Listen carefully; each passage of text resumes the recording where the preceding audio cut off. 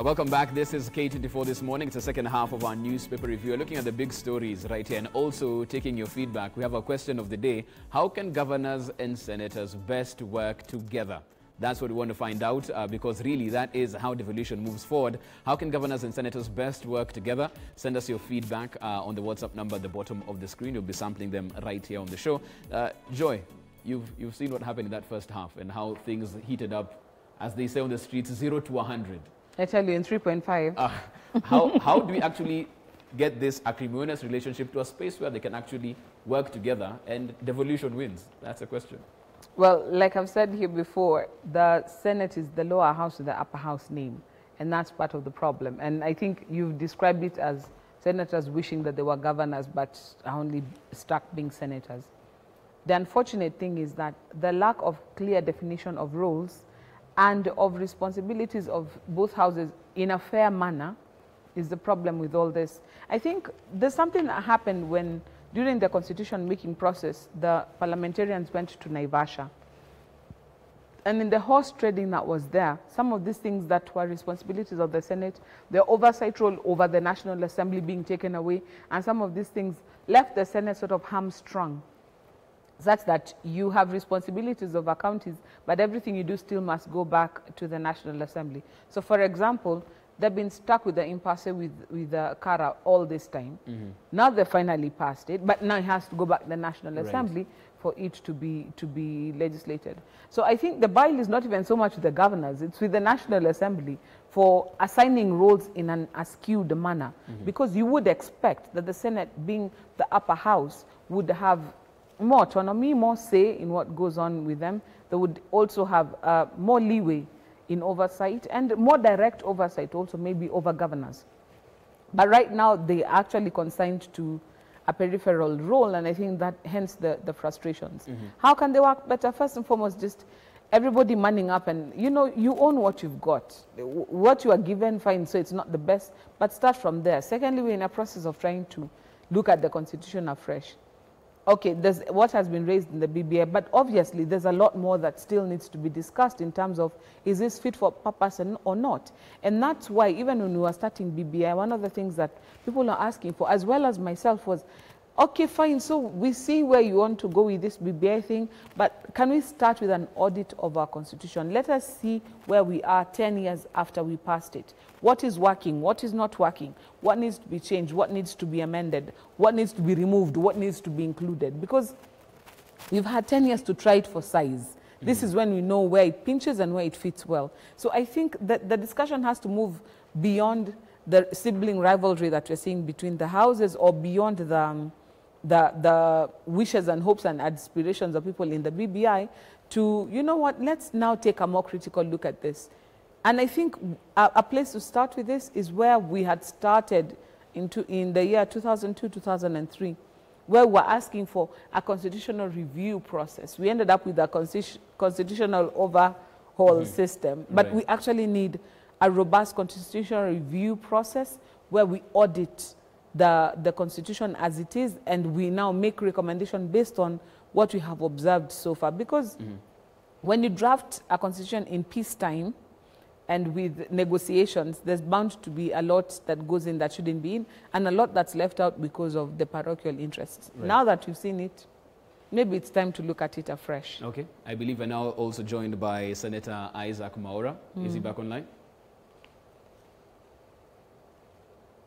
Bwana Senator, if you can hear me on this one, we're at a point in time where even as it stands, as a Senate, you're supposed to be the ones who should be defending devolution, but the perception on the ground and with what we saw with the revenue impasse is that the Senate is the one that's actually weakening devolution, with counties asking for money, operations almost grinding to a halt, hence the COG, giving the statement that they gave in terms of shutting down operations. What was your statement about that? What's your assessment of that particular perception by the public towards the Senate? Governor Mutua was here trying to campaign for his presidential bid and being very populist. But the truth of the matter is, governors are the greatest threat to devolution. We in the Senate are very, very, very clear in our mind about what we want to do for devolution. And when he comes here to say that people are extorting money, can he provide evidence? Is he actually one of them who would want to bribe people so that he doesn't get questioned? In fact, he himself is on record as having not come to the Senate when he has been summoned to do so. So really, and I think there are some serious questionable issues to do with his finances. So I don't want to really punch holes into his candidature, but I think if these are some of the people who want to be president, then we have a very long way to go, because we must have a situation where, you know, if you come to equity, you must come to equity with clean hands. And we in the Senate couldn't allow Article 217 of the Constitution, Jeff, to be decimated by dint of how legislation used to be made with regard to how we have the vertical division of shareable revenue. Why? Because when we asked that monies be appropriated last year, what happened is that the members of the National Assembly did not want to reason. They actually came as if they wanted to have a physical fight. And we have an active matter in the courts, actually, about what is a money bill, what is a bill concerning county, and such other matters that have actually ended up with us having a legislative gridlock. And now we believe the courts are going to agree with us so that we unlock the impasse that is generating from the various legislative proposals that have been generated by the distinguished senators, to the extent that they provide new grounds to strengthen devolution. Remember, so senators have actually really fought hard, and it was worth the wait. Why would we have rushed the process to end up with a morsel of the 3 trillion budget, and now we've gotten a good, a bite of the pie? Number two, Jeff, is also the issue of BBI. BBI is proposing that 35% of the resources be to counties. Now, we ourselves have been able to accelerate that, because if you look at the 370 billion, it's closer to the about 500 billion or so that would come if BBI was to be implemented. So basically, I think senators have been very, very clear on the issue of devolution. And also number three is to say that there is nobody who has monopoly of political ambition.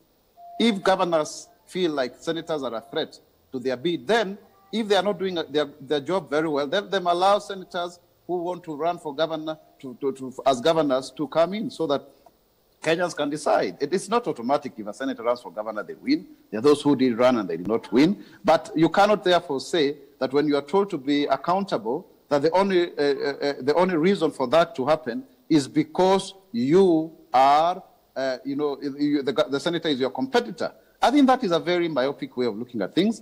Let everybody participate and do their constitutional mandate with regards to strengthening devolution. What has been happening, though, is governors agreeing with the executive when they have something called IBEC, Intergovernmental Budget and Economic Council, where they do not use empirical data to push for the resources that are rightfully needed by the counties. And that is actually taking over our job as the Senate. And then they come around and start crying, oh, you're not passing a county allocation of revenue bill, or you're not passing the formula, and then you don't. And I must really congratulate the governors who refuse to shut down, because those are the heroes of this at this moment. The governor of Mandera and all of that. Because what are governors doing with their own source revenue?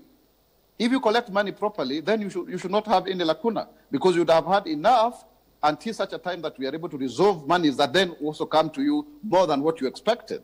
We have already said that this year we are not going to reduce, we are not going to change the allocation. So it is a very predictable environment, fiscal environment. So basically, I think for me, I see a lot of hypocrisy on the part of governors, and we need to tell governors that devolution is not them. When they call themselves their excellencies, His Excellency President, they almost think they are small presidents. They need to know that they are servants of the people, and we in the Senate are not going to relent in our quest to ensure that we actually oversight them and ensure that enough resources go to the counties. Let's talk about that relationship between the Senate, as you said, and the executive as well.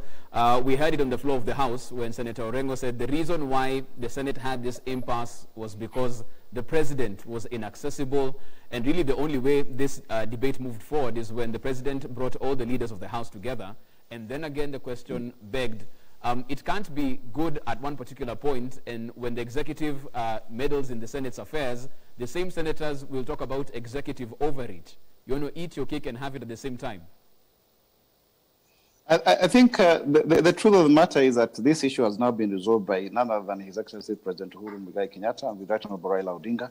They are the ones who brokered the truce. And so for us, it was actually very awkward to have somebody who sat in that meeting, Governor Oparanya, going back to tell counties to shut down. Because when that was declared, it was expected, but by Thursday, because the meeting was on a Tuesday, by Thursday we should have come up with a solution. And that's exactly what we did. You see, but because of these inherent challenges around healthcare management, where nurses have not been paid and doctors and all of that, because these are not the only county government workers. Remember, Jeff, county government is a full government. So you cannot say that because there was a health sector crisis with nurses coming to demonstrate before Harambee House and, City Hall, I beg your pardon, then that's the issue. And also we have the doctors strike in various places. What we are having, though, is really a question of, limited resources when it comes to the balance between recurrent and development expenditure, because governors made county governments employment bureaus where they just employ people. Of course, there are those that have had burden, of inherited staffers, especially Nairobi, Kiambu, Nyeri, Mombasa, Kisumu, Kakamega. You can name the ones that were headquarters of the erstwhile, provinces. But then if you look at a county like Taita Taveta, which really had almost near zero staffers, but when you look at their recurrent expenditure is 85%. They have very little money for development. So how do you explain that, Jeff? How do you explain counties that had an opportunity to get it right, like Tana River, counties that really have lagged behind in terms of development, but they ended up by employing people, and now they have limited resources to do actual development that Wanjiko, Ouma, and Mora need. So those are some of the questions that we are asking, seriously, as senators, because we cannot have the same fiscal challenges that have been experienced at the national level being replicated because of the institutional design of county governments. We have a responsibility to ensure novelty as senators so as to occasion a situation where county governments perform better than the national government. And indeed, Julius Kambarage Nyerere is on record, as Avi said, that there's a problem of having one center, because if you make one mistake there, it affects the whole country. But you have different centers, then at least some will get it right, some will get it wrong, but at least the country get moving. We have seen what devolution has done to this country, even when there's wastage, seepage, and leakages. But we have also to perpetually be vigilant so that then we improve upon the fiscal prudence of counties as to occasion, better service delivery to the common mwananchi. Okay, Joel, let me come to you on this one, because one issue of debate that came to the fore was the fact that how we are all fixated as a Senate, as Parliament, as a country, on this 300 billion shillings, and the trillions of shillings that have been spent that we don't have the same fervor to follow up on. Do you think now that we are done with this particular revenue allocation issue, now our laser focus is on the trillions of shillings and how they're spent? I've seen something in one of the dailies that we were supposed to have been looking at, how we are going to hit our debt ceiling in 2022 and not even the projected 2025. I think it was when we were raising the debt ceiling. So that tells you that there is need to have scrutiny at the rest of the pie, as it were. Senator said if BBA passes, we raise the floor from 15% to 35%. If 15% is giving us such grief to even allocate to the counties, how much harder will it be to get out the 35% when we change the constitution and raise the floor from 15 to 35%. So there is need for greater fiscal discipline. I agree with Senator, there is also greater need for fiscal, not just discipline, but also scrutiny. We need to spy on our money and see where it's going. We need to seal loopholes and to seal any leakages and seepages and waste, because that is an accusation that we have had for a long time. So in addition to corruption, corruption is the big one, we can see it is over here. But there's a lot of duplication, a lot of money that is, things that are procured that are not needed. Like I was talking to a friend of mine and was making me laugh, saying if there's one thing that's over-procured in government is a toner, printer toner. And they have stores and stores of it. And now what happens is that there's pilferage because people go and take out the toner and leave the box. And so you think that they're still there, but there's pilferage. It's because people keep assuming that we will need this thing, and so it's oversupplied. Some of those things are the ones we need to start spying on our money to see where it's going. Then, not just that, we have to look at the Public Finance Management Act as well as the provisions of the Constitution as to, are we applying the rules of equity and equality to the 85% as we expect to be done with the county revenue allocation, such that let the development also go round in an equitable and in an equal manner across the country. So you're right in your question that should we then have more emphasis on the 85% that is being left in national government? Certainly, because between what is happening with the executive and what we have seen with the county assemblies, with the fight and the push and pull for resources, we have to come to a place where everybody, with what you have, let us see value for money for it. So I'm grateful that now we have an Auditor General. So hopefully part of the uncertainty of where our money is going, has been going for the last several years, maybe if she comes up with her reports, we'll be able to have a clearer picture on where as a country we can concentrate and where we can sort of buttress ourselves. But be that as it may, we have to also come to a place where we enforce the law, because it has to be gainsaid. One of the reasons why we are even where we are is not for lack of regulations or legislation. It's also because sometimes we don't follow through with what you've written down in our own laws. So it's a whole conundrum, but I agree with you. If we have got better management of the 85% left in national government, the pressure on the counties will be much less. And so even demanding the same accountability of the counties will become easier, because you yourself are holding yourself to a high standard as national government and as the executive, and therefore you can demand excellence of the counties. But right now it's a case of the pot calling the kettle black, and that's why each of them is happy to throw the ball over to the other side and say, you know what, they're also stealing, they're also... Right. That's where the push and pull comes. Right. And let me bring Senator Isaac in on this one. I want to switch gears because we're coming to the tail end of the show. You aren't there at the beginning. We have a bombshell of a headline right now as far as CJ Maraga's advisory is concerned. You're in the House at this particular point in time that could be dissolved.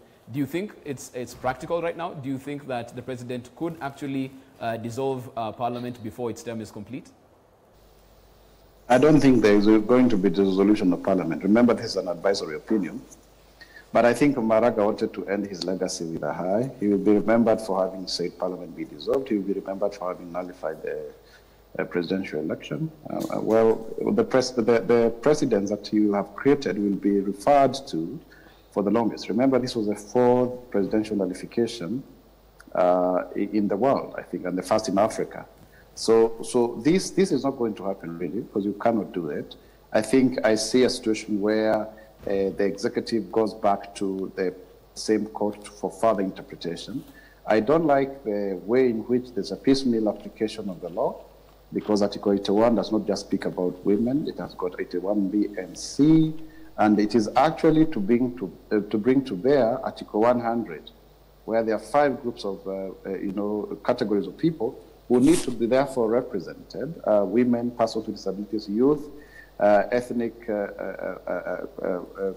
other marginalized groups and marginalized communities. So basically, we need a wholesome legislation, and there is one in the Senate called the Special Interest Groups Bill that is very woolly. I mean, I don't like it, but it can be improved to accede to the demands of the Constitution without occasioning the dissolution of Parliament. So I think it's a welcome move in a way, because it actually augments the representation of these groups, which of course are one of them that I represent. But at the same time, we need to be very careful of the anachronism that is evident when we try to resolve political issues with legal means. Because, Jeff, one of the challenges we have is that women don't get elected. So are people with disabilities by the population because of cultural issues. Now, do you want to cause political decay by forcing that? One of the things that I'm facing in the Senate and in the National Assembly is because I'm leading my fellow nominated senators who basically represent such, marginalized groups of people to be at par with the other elected members, because they are not properly facilitated to actually do their work well. For me, I'm a senator for people with disabilities, and we are actually 2 of us. But at the same time, we are supposed to cover the whole country. But do we do so? We can't cover the whole country. We are sometimes pigeonholed to the counties we come from. I do a lot of work for Kiambu County. That was not what the Constitution envisaged. But you see, in the Senate, we also vote by delegation. So there is no delegation for such groups of people. So yes, I see a situation where it will occasion more nominations. But believe you me, it just creates another second tier of legislators who are not at par with others. Does it help? Yes, it does. Because it brings to bear the fact that such groups can actually provide for leadership. I am very, very happy, for example, Jeff, that I'm the first person with albinism to be both in the National Assembly and the Senate in the history of this republic. And there are so many women who are heretofore nominated, and today they are elected. So that is a conversation we must have. And I think it's not just to be resident within the institution of legislature. It needs to go further to the executive. And in fact, even Maraga himself, he should ask himself this question, whether, you know, the superior courts, who I've had an opportunity to meet with him, they're about 5, but then I think... Okay, we seem to have lost the connection right there, and actually a point that we're actually bringing the show to a close as far as this is concerned. Quite a heated debate we've had in studio concerning devolution and the way forward as far as these particular issues are concerned. But the conversation continues online as well at I am Jeff Mote at K24 TV. The WhatsApp number still at the bottom of the screen. Many thanks for Senator Isaac Amora for making time, Governor Alfred Mutua as well. We were meant to have Governor Kifutha Kibwana, but he fell ill yesterday. The show wishing him a quick recovery. And in studio, the Executive Director, East Africa Center for Law and Justice, Mdivo. Thank you so much for your time this morning. Asante sana. You're welcome. Asante sana. Before we leave, quick WhatsApp message we look at right here. Disbursement of county money is, let senators respect governors. If what Governor Mutua is saying is true about delays in disbursement of county money, then at some point governors are facing hard times in implementation of some functions. Let the Senate help governors where possible. Also, Salimia Governor Mutua. That's Dominic Maingi from Makueni County. Okay, that's that's how we wind up our show this particular morning. Many thanks, of course, for your contributions right here. We take a short break. We are back on the other side as we get interactive. This is K24 This Morning.